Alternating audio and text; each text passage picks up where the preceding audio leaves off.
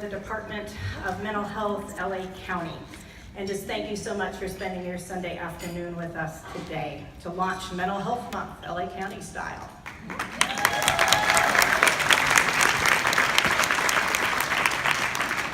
So throughout our conversations today, focused on building a movement for well-being, we'll be talking about the ongoing work at the local, state, and national level.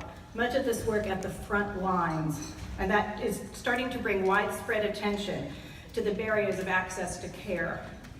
No mistake about it, there are significant barriers to overcome.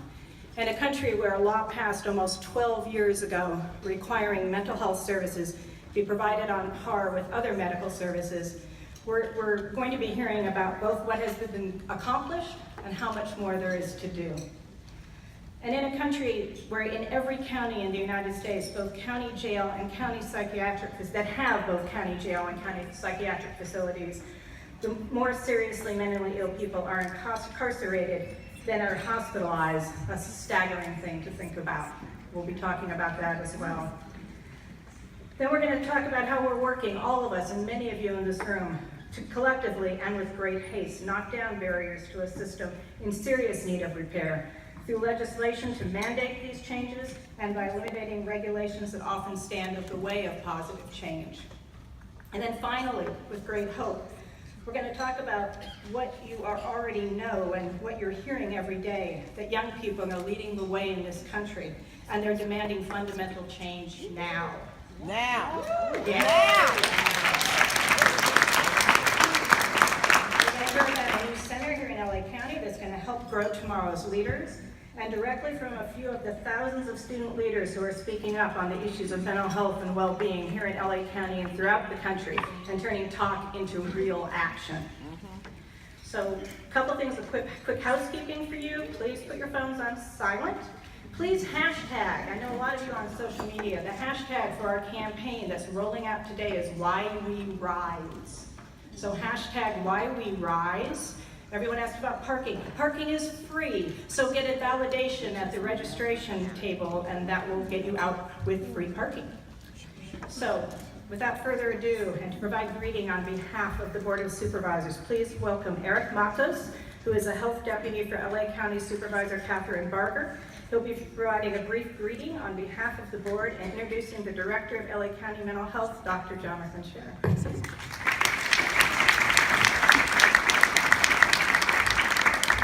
Good afternoon, everyone. My name is Eric Matos. I'm the Health Deputy for Los Angeles County Supervisor Catherine Barger of the 5th District. I want to welcome you all here this afternoon. Look around you today.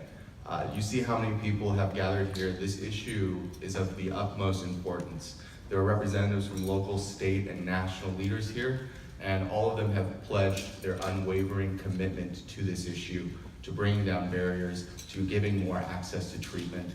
This is such an important issue. You have my boss's unwavering commitment to this.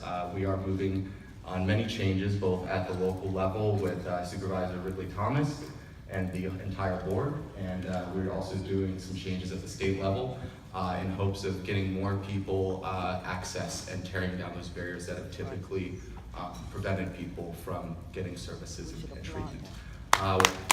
Thank you. Without further ado, I'm going to introduce Dr. Jonathan Sharon. I'm going to refrain from opening the program and reading his very long bio and list of accolades, but I will say this. Dr. Jonathan Sharon, it is an absolute honor for me to be working with him. This man is a visionary. He doesn't ask, can it be done? He asks, how can we do it now? It's amazing. It's a true testament to his character. So without further ado, Dr. Jonathan Sharon.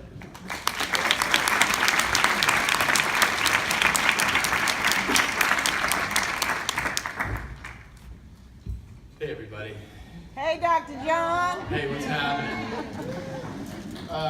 Boy, big month, big topic. I really wanted to start by thanking the Department of Mental Health and everyone in the county who's been so supportive in our efforts in getting this to happen today. I want to give special shout out to Martines McKay, who's been working. Yeah. I'm not sure you are, Mimi, but you've been like 20 hours a week now for months. Thank you. And also recognize Todd, Mark, and Candace for incredible support.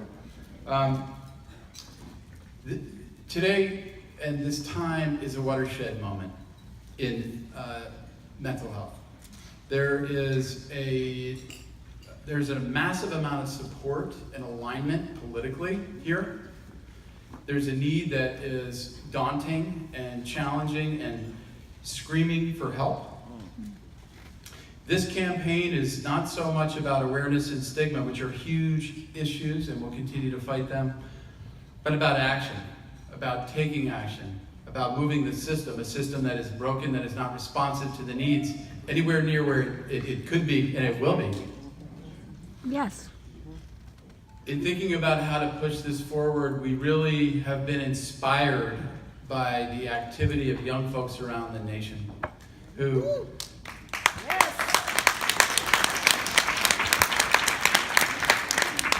we see the young people of this country, our future leaders, as the tip of the spear in demanding access to care. Demanding access to care not just for physical health, but for mental health.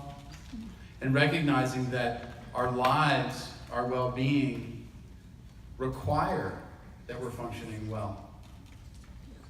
This is about optimizing our functioning as people, as households, as neighborhoods, communities, state of California, and the nation.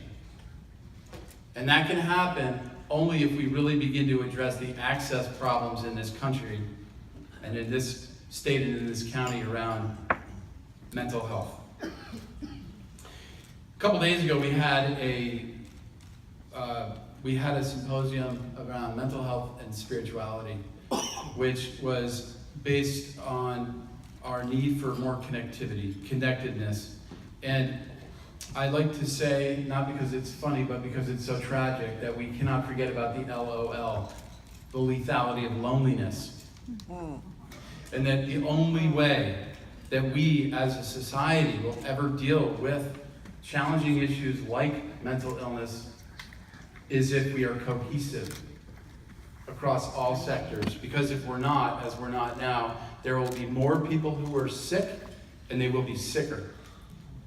So I want to take one quick moment of silence for us to close our eyes and connect with all the people who have suffered from not having access to mental health and those who are suffering right now.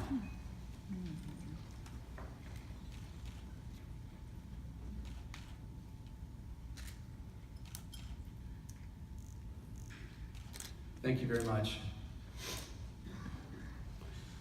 Many say that, particularly in Los Angeles and other parts of the country, and frankly the world, that we have established pipelines to prison for the sick, for those who are suffering from mental illness, because we don't have adequate access to treatment.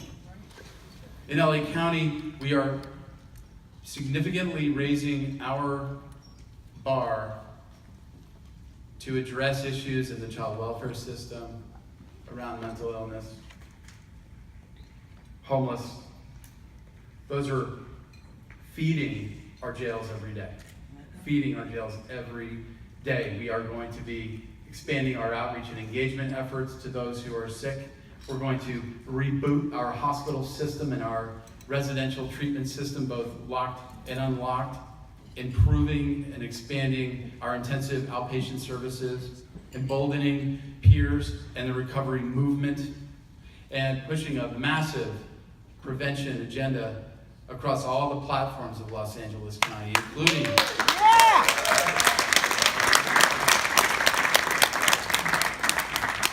including the schools, the libraries, the parks, the medical clinics, DCFS broadly. It's only by doing that that we can actually mitigate and prevent trauma, that we can identify those who are suffering early, and that we can intervene in a proactive manner to disrupt that pipeline. It's a collective problem. It requires a collective solution. That's right. I am joined here by all of you, and I'm joined here by some giants in this field. And I think we're very lucky to have folks here, and it attests to the importance of these issues and also the role and responsibility of Los Angeles County. as the largest local jurisdiction in our country. First, I'd like to recognize that Grace Napolitano, who I love and adore, and I'm sure you do too, is sick and was unable to make it today, and she sends her apologies. And I'll just give you a quick anecdote about her.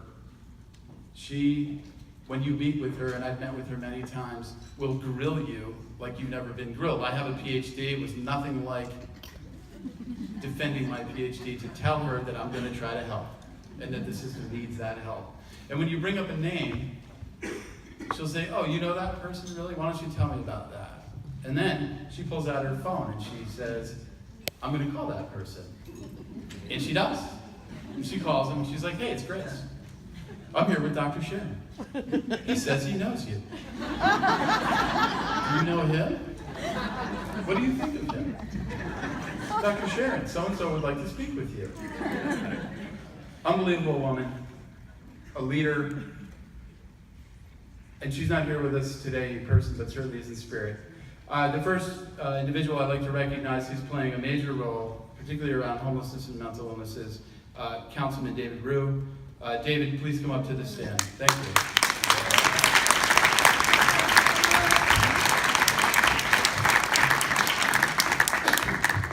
Good afternoon. Good afternoon. And thank you for inviting me today to this incredibly important discussion about mental health. And I really want to thank the Los Angeles County Department of Mental Health and of course Dr. Jonathan Sharon for not only hosting this event, but bringing innovation and a fresh approach. I am also very excited and want to thank Congressman Patrick Kennedy for joining us today and invigorating this discussion. And of course, Mayor Darrell Steinberg, Mr. Prop 63, my senator, our principal vanguard of mental health, and the Los Angeles County Board of Supervisors, the stewards and champions of health and mental health, for contributing their expertise on this issue. You know, I've been in office for a little over 2 years now, but over a decade before that, I worked in mental health. First as deputy to LA County Supervisor Yvonne Burke, then at the largest mental health hospital in Los Angeles, Kettering Community Mental Health Center. That is the largest community hospital.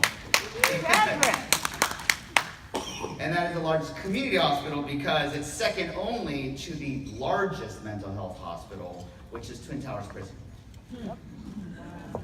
It says a lot about our city, our nation, and our society, how we approach mental illness.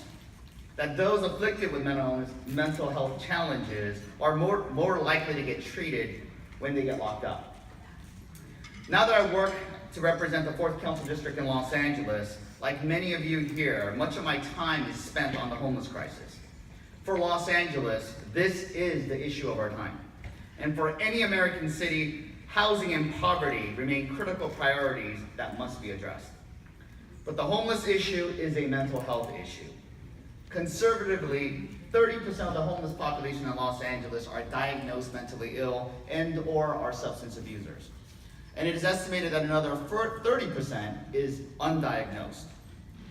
We must, and we have already begun to address homelessness and poverty in Los Angeles and across America. But we cannot fix what we can't see. And until we recognize the critical importance of mental well-being, we will not be able to address the problem and crisis of homelessness. So today we face this multifaceted problem with a multi-pronged approach. But to just focus on just one root cause, we must stop relying on incarcerations to solve our problems. Yep.